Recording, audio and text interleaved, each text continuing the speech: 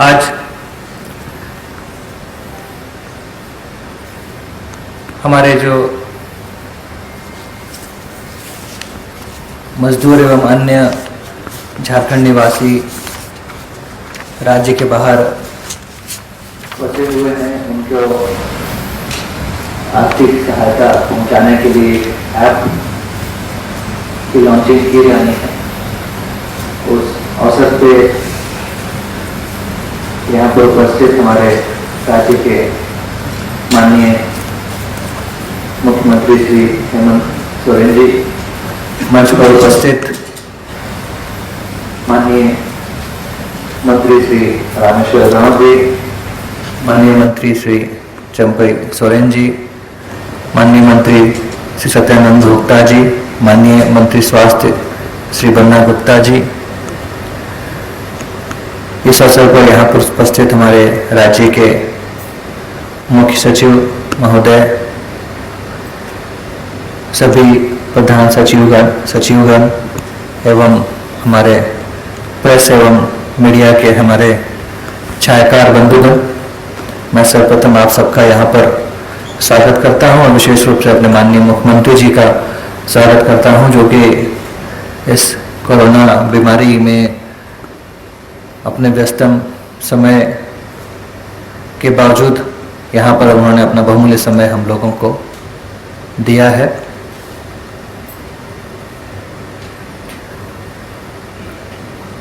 माननीय मुख्यमंत्री जी के निर्देश पर पिछले 26 मार्च से 15 सचिवों को अलग अलग राज्यों की मजदूरों की समस्या की जानकारी प्राप्त करने एवं उसका निराकरण करने के लिए की जिम्मेदारी सौंपी गई थी। तत्पश्चात श्रम विभाग के द्वारा एक वृहद कॉल सेंटर नेपाल हाउस में बाहर में फंसे हुए झारखंड के निवासियों के लिए एवं सूचना भवन में जनसंपर्क विभाग के द्वारा झारखंड के अंदर जो हमारे नागरिक गण थे उनकी समस्याओं के निराकरण के लिए कॉल सेंटर स्थापित किया गया।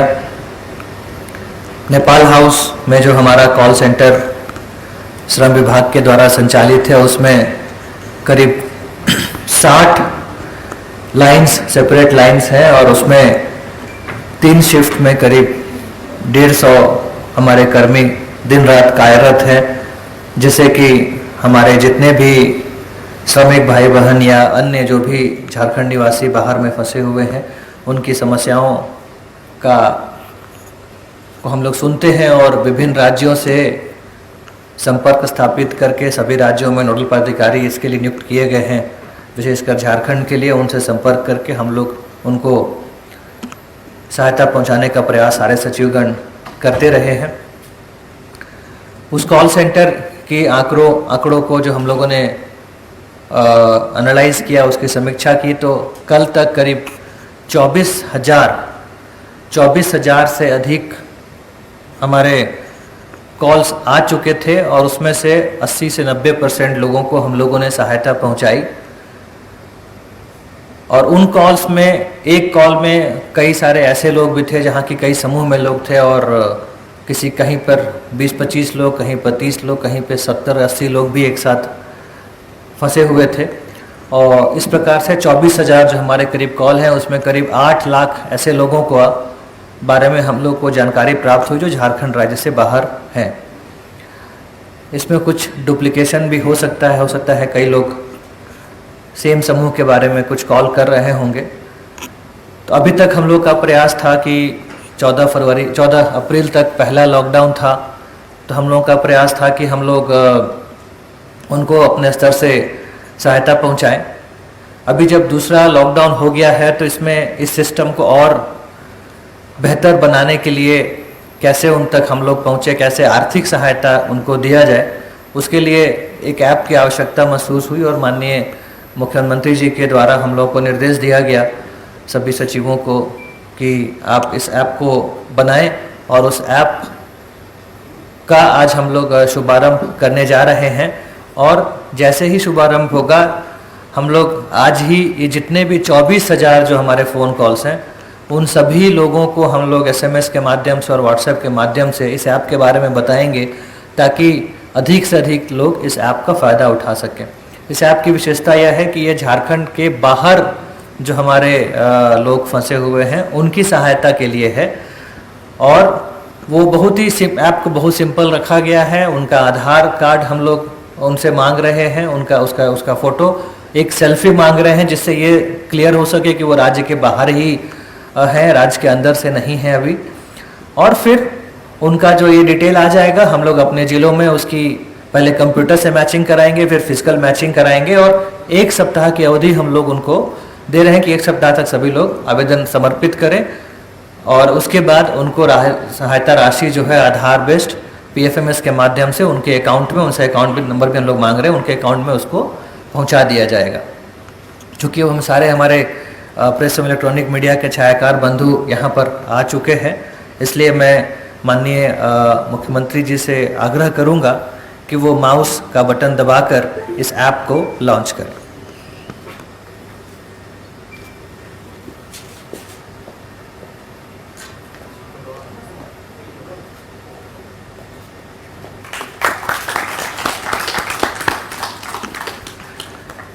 धन्यवाद सर। अब मैं NIC के श्री अमर सिन्हा जी से रिक्वेस्ट करूंगा कि इस ऐप की विशेषताओं का एक संक्षिप्त विवरणी वीडियो के माध्यम से प्रस्तुत करें। धन्यवाद। धन्यवाद सर। आप सभी को नमस्कार और हृदय से अभिवादन। एक अत्यंत कठिन घड़ी में माननीय मुख्यमंत्री के कर कमलों से एक अत्यंत महत्वपूर्ण सहायता हमारे राज्य से बाहर फंसे हुए बंधुओं के लिए आरंभ की गई। हम सभी माननीय मुख्यमंत्री जी और आप सभी वरीय अधिकारियों के प्रति अपना आभार व्यक्त करते हैं। सर ने अभी भी बड़े विस्तार से इस ऐप के बारे में और उसके उद्देश्यों के बारे में बताया है। पुनः इसके तकनीकी पक्ष पर हम NIC की तरफ से कुछ प्रकाश डालना चाहते हैं। जैसा सर ने बताया कि हम लोग जो बाहर लोग फंसे हुए हैं, हमसे संपर्क करने का उनका एक माध्यम था दूरभाष, जो पहुंचना बहुत सुगम नहीं था। तो एक हम लोग ऐप दे रहे हैं, इस ऐप को डाउनलोड करके वो सहजता से हम तक पहुंच पाएंगे और इस ऐप में वो अपना आंकड़ा भरेंगे और उसमें कुछ चीज़ों की पुष्टि की जाएगी ताकि उनकी वैधता को सत्यापित किया जा सके। जैसे कि उनका लोकेशन, जियो लोकेशन, वो राज्य के बाहर का होना चाहिए। उनका जो नाम है, उनके आधार के जो आंकड़े हैं उसके नाम से पूरी तरह मेल खाना चाहिए।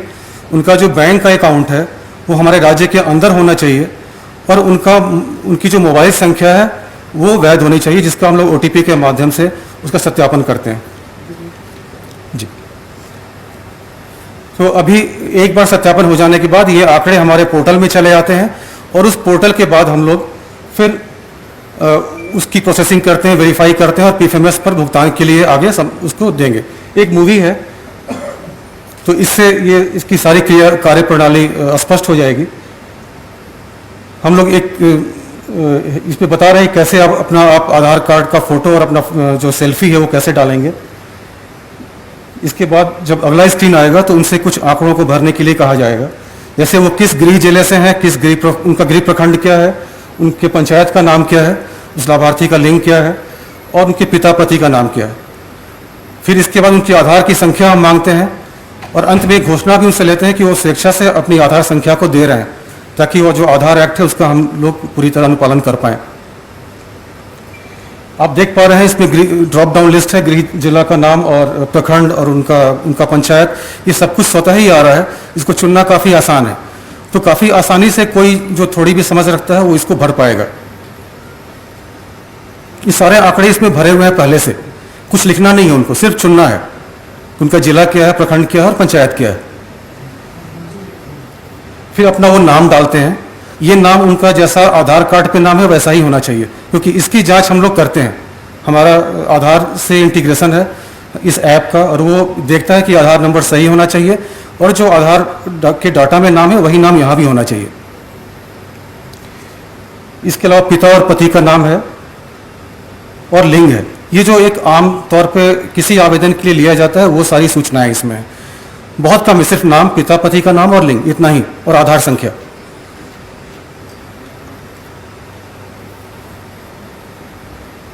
इस मूवी में आप देख पा रहे हैं ये अभी इनकी प्रविष्टि हो रही है। हमने थोड़ा इसको स्लो किया है ताकि ये स्पष्ट तौर पे दिख पाए कि क्या भरा जा रहा है। ऐसा ख्याल रखा गया है कि कोई भी किसी भी स्तर का के लोग हों वो इसको भर पाएं। ये आधार संख्या सही आधार संख्या नहीं है, जो गोपनीयता बनाए रखने के लिए एक डमी नंबर है, लेकिन ये आधार को कंप्लाई करता है, उसके फॉर्मेट को। अब ये आधार सत्यापन सफल हुआ, अर्थात आधार ये डाटा सही है। इसके बाद हम पूछ रहे हैं कि आप किस राज्य में हैं, कहाँ फंसे हुए हैं और उस राज्य के किस जिले में आप फंसे हैं। तो ये भी स्वतः उस लिस्ट में आ रहा है, ड्रॉप डाउन लिस्ट में आ रहा है। ये भी उनको चुनना ही है और हिंदी में है, चुनने में आसानी होगी उनको।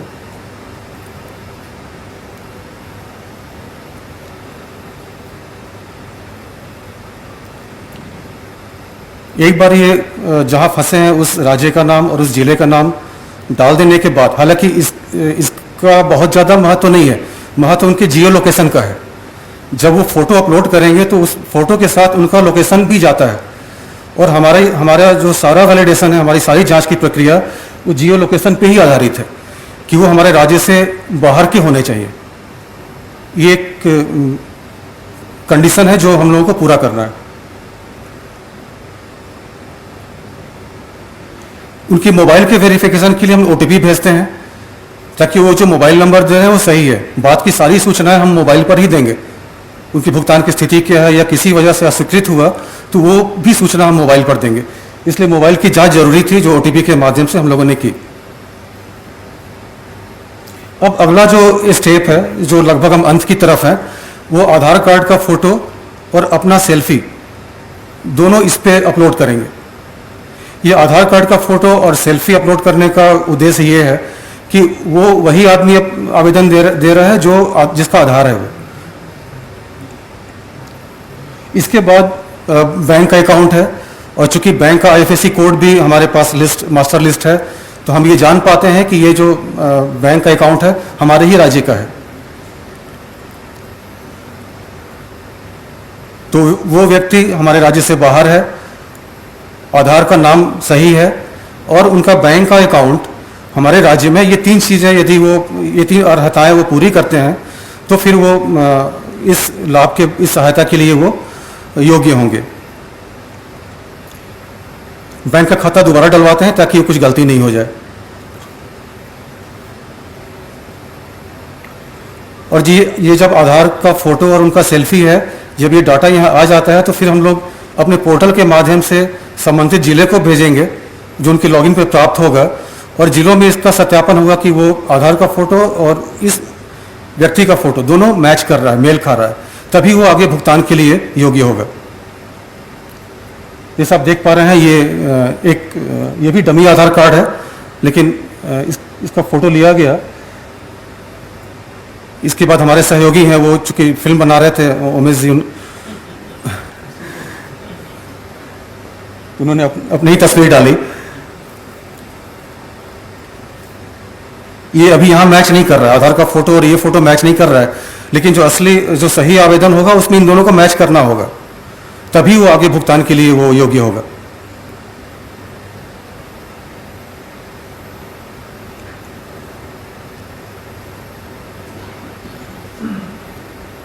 ये आखिरी प्रक्रिया थी। इसके बाद जैसे ही रजिस्ट्रेशन करते हैं इनसे एक हम लोग घोषणा लेते हैं। ये घोषणा आधार के अधिनियम के अनुसार हमें लेनी है कि हम अपनी आधार संख्या स्वतः दे रहे हैं और जो कुछ जानकारी हमने दी है वो सही है। ये दे देने के बाद इनका पंजीकरण सफल हो जाएगा और वो हमारे पोर्टल में जो अभी COVID-19 help.jharkhand.gov.in के नाम से रजिस्टर्ड हुआ है उसमें डाटा चलाएगा।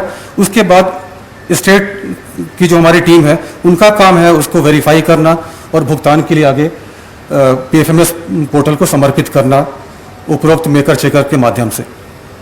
तो वो उस प्रक्रिया में उनका काम खत्म हो चुका है जिन्होंने आवेदन किया है। तो ये बहुत ही सहज एक प्रक्रिया है जो हमारे भाई बंधु जो भी बाहर फंसे हुए हैं वो बड़ी आसानी से डाउनलोड करके ऐप को अपना आवेदन समर्पित कर पाएंगे और इस एक बहुत महत्वपूर्ण सहायता इस कठिन घड़ी में उसे हम ले पाएंगे। एक मैसेज आ रहा है कि सक्सेसफुली रजिस्टर्ड।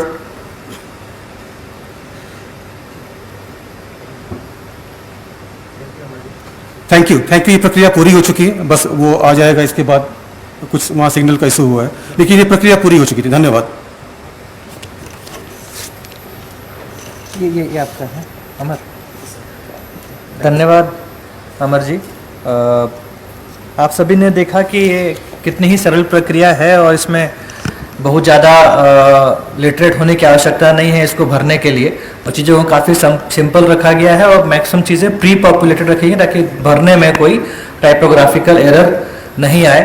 यहाँ पर एक बिंदु जो गौर करने का योग्य है कि ये बात आ सकती है कि बहुत लोगों के पास स्मार्टफोन नहीं होता है, तो वो कैसे इसको डाउनलोड करेंगे। जैसे अभी भी हम लोगों को जो फ़ोन्स आ रहे हैं उसमें मैक्सिमम एक आध स्मार्टफोन रहता है और लोग समूह में अभी फंसे हुए हैं।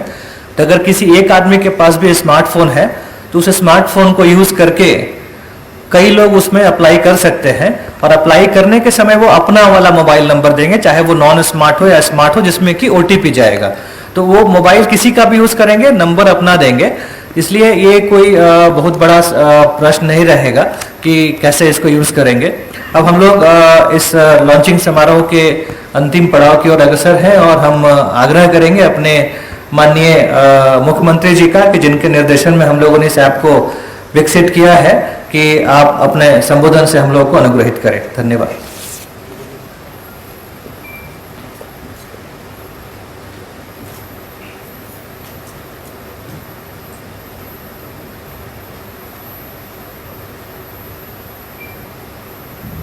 आज यहाँ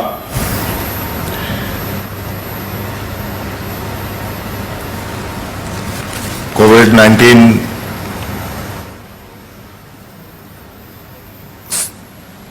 और कोरोना के महामारी के इस लॉकडाउन की इस घड़ी में देश के विभिन्न राज्यों में फंसे हुए हमारे कर्मचारी, मजदूर, झारखंड वासी, उनकी सहायता हेतु आज झारखंड सरकार की तरफ से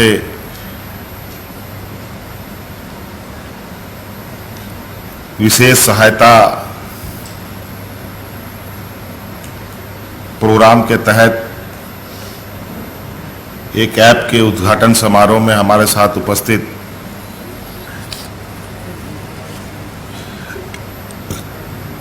हमारे मंच में साथ उपस्थित मंत्रीगण, राज्य के मुख्य सचिव, सभी वरिष्ठ पदाधिकारीगण, यहाँ उपस्थित हमारे मीडिया के मित्रों,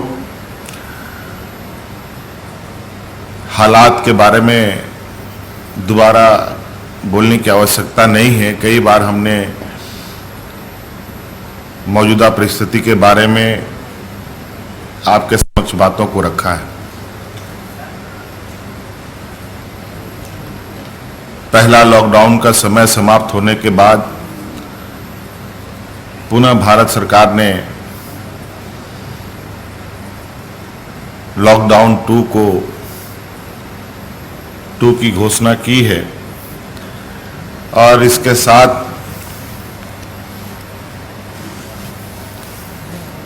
जो मूल समस्याएं थी कुछ दूसरे राज्यों में फंसे हुए लोगों के लिए, वो ज्यों का त्यों बना रहा। और आपको मालूम है कि लगभग जो हमारे पास रफ आंकड़ा है, लगभग 7 लाख लोग हमारे झारखंड के दूसरे राज्यों में फंसे हुए हैं, विभिन्न राज्यों में। और इसी तरीके से कई राज्यों के लोग भी अलग अलग राज्यों में फंसे हैं। और इस लॉकडाउन में विशेष तौर पर मजदूर तबका का लोग अधिक संख्या में फंसे हैं और जिसकी चिंता सभी राज्यों को है। उसी क्रम में झारखंड जिस तरीके से लॉकडाउन के शुरुआती समय से ही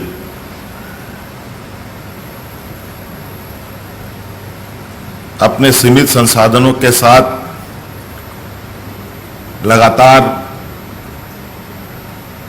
हम लोगों ने विभिन्न चरणों में तैयारियां की। हम जानते थे कि हमारे राज्य में गरीबी अधिक है, मजदूर तबका का अधिक है लोग यहाँ, आदिवासी दलित अल्पसंख्यकों की संख्या अधिक है, जो अधिकतर रोज कमाओ रोज खाने वाले लोग हैं।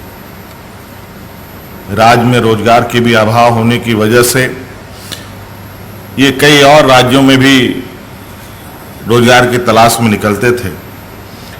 अचानक लॉकडाउन की घोषणा से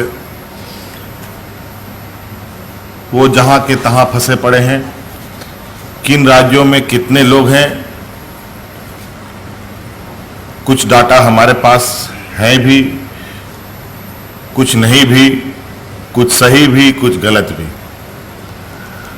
क्योंकि लॉकडाउन का समय अवधि बढ़ाया गया है, तो हम लोग यहां से राशन तो उनको उपलब्ध नहीं करा पा रहे हैं। हालांकि इस संदर्भ में वरिष्ठ पदाधिकारियों को विभिन्न राज्यों का प्रभार सौंपते हुए उन राज्यों के प्रभारी व्यक्तियों से, पदाधिकारियों से समन्वय स्थापित कर उन तक राशन पहुंचाने का भी प्रयास लगातार जारी है। ये नहीं कह सकते कि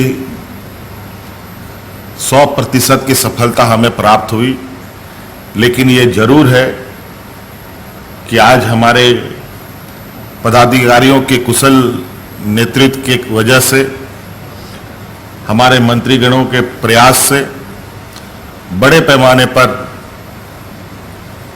थोड़ा ही सही उन मजदूरों को सहायता पहुंचाने का भी काम किया गया।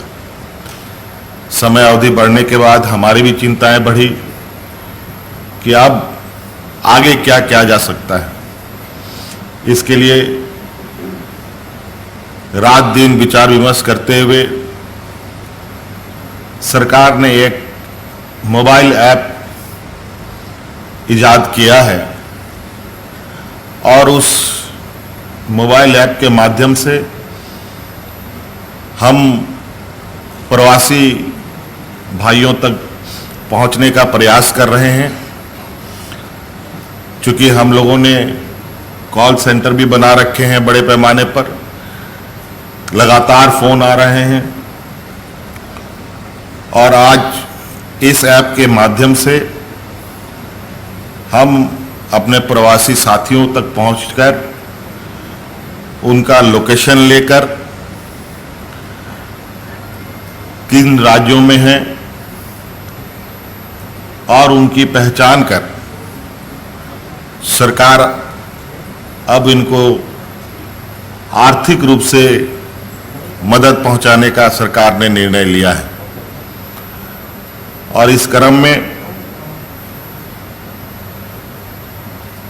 हम लोगों ने ये भी निर्णय लिया है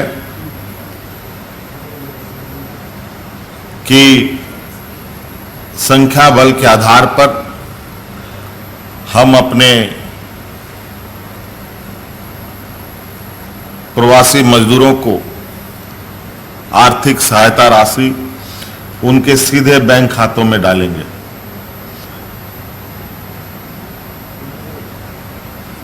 और मुझे लगता है इस सहायता राशि से हमारे उन वहां फंसे, विभिन्न राज्यों में फंसे लोग को निश्चित रूप से काफी राहत मिलेगी, हमें ऐसा लगता है। अब चूंकि आपने देखा कि राज्य के विभिन्न क्षेत्रों से मजदूरों की जो सहनशीलता है, सब्र है, वो टूटता सा नजर आ रहा है।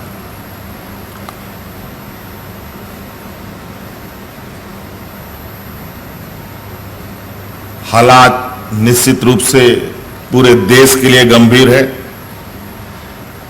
आज हमारे इस राज्य में, इस राज्य के फंसे मजदूर तो जहां का तहां फंसा ही है। आज दूसरे राज्य में फंसे मजदूर को अपने परिवार की चिंता है। आज यहाँ उनके परिवार हैं, उन परिवारों को जो बाहर गए रोजगार पाने वाले, उनके घर के कमाऊ व्यक्ति की चिंता है, जिनके बदौलत उनका घर चलता है। हालांकि अभी हम लोगों ने राज्य के अंदर, राज्य के सभी गरीब परिवारों तक विभिन्न माध्यमों से अनाज और गरम खाने का भी व्यवस्थाएं कर रखी है। पंचायत से लेकर के, थानों से लेकर के, ब्लॉक से लेकर के जिला हेडक्वार्टर तक में सामुदायिक किचन चल रहे हैं। और साथ साथ में विभिन्न सामाजिक संगठनों ने भी ये बेड़ा उठा रखा है आज के दिन में कि गरीबों को वो अनाज दे रहे हैं। ये काफ़ी प्रशंसनीय विषय है। मैं उन सभी सामाजिक संगठनों को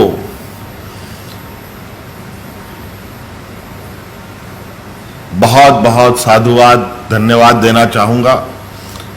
आज इस विपत्ति की घड़ी में जिन लोगों ने अपना हाथ गरीबों के लिए बढ़ाया है, गरीबों तक पहुंचने के लिए निकल पड़े हैं, ईश्वर उनकी रक्षा करे।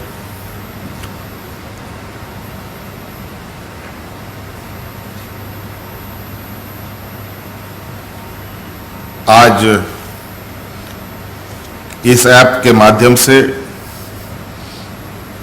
हम लोगों का लक्ष्य है कि हफ्ते दिन के अंदर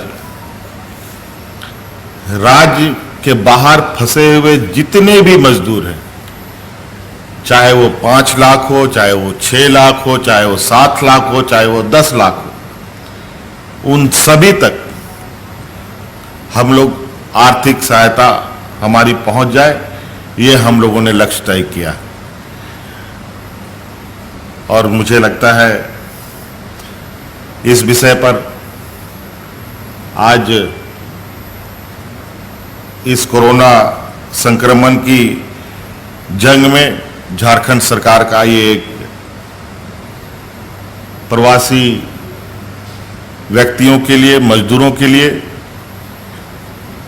एक मील का पत्थर साबित होगा, एक महत्वपूर्ण कड़ी साबित होगा। धन्यवाद।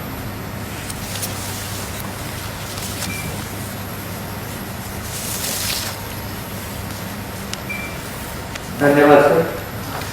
अंत में मैं इस ऐप के लॉन्चिंग समारोह में यहाँ पर उपस्थित होने के लिए अपने माननीय मुख्यमंत्री जी को धन्यवाद देना चाहूँगा। साथ ही धन्यवाद देना चाहूँगा माननीय मंत्रीगण श्री रामेश्वर राव जी, श्री चंपई सोरेन जी, श्री सत्यानंद गुप्ता जी एवं श्री बन्ना गुप्ता जी को, जिन्होंने अपना बहुमूल्य समय इस ऐप के लॉन्चिंग समारोह में देकर इसका हम लोग की हौसला अफजाई की। साथ ही मैं धन्यवाद देना चाहूँगा अपने माननीय मुख्य सचिव महोदय का, प्रधान सचिव स्कूली शिक्षा श्री ए.पी. सिंह सर का, माननीय मुख्यमंत्री के प्रधान सचिव राजीव रुनेका जी का, जो यहाँ पर उपस्थित होकर हम लोगों को सदैव मार्गदर्शन देते रहे, जिसके परिपत्र हम लोगों ने पिछले 2-3 दिनों में इस ऐप को डेवलप किया जब लॉकडाउन 2 बढ़ने की बात आई तब। साथ ही यहाँ पर हमारे जो प्रेस एवं इलेक्ट्रॉनिक मीडिया के छायाकार बंधुगण हैं एवं हमारे अन्य वरिष्ठ प्रशासनिक पदाधिकारी एवं कर्मीगण हैं, आप सभी का यहाँ पर आने के लिए बहुत बहुत धन्यवाद। Thank you.